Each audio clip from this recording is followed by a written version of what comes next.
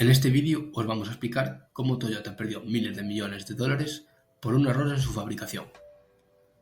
Toyota, una de las marcas automovilísticas más reconocidas, enfrentó una grave crisis entre 2009 y 2010, debido a un defecto en los pedales del acelerador de varios modelos, incluyendo el Toyota Camry, el Toyota Corolla y hasta 5 modelos más, así como algunos Lexus.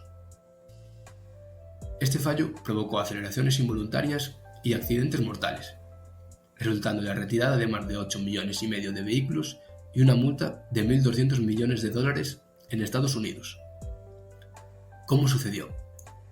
Muchos conductores reportaron que sus vehículos aceleraban solos porque el pedal quedaba atascado. Inicialmente, Toyota culpó a las alfombrillas, pero luego se descubrió que el problema era el desgaste del plástico en el mecanismo del acelerador.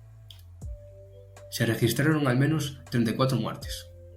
Toyota cometió varios errores clave en su ambiente de control, ocultando información a las autoridades, en sus actividades de control, por falta de supervisión tanto de calidad como de seguridad, en la evaluación de riesgos, ya que no evaluaron correctamente el producto antes de salir al mercado, y en la comunicación del fallo. Tras el escándalo, reforzó sus controles de calidad, mejoró la comunicación y adoptó medidas más estrictas de seguridad. Este caso demuestra que la seguridad nunca debe sacrificarse por eficiencia o costes. Toyota pagó un alto precio por su falta de control interno y su lenta respuesta ante un problema grave. Created using Powtoon.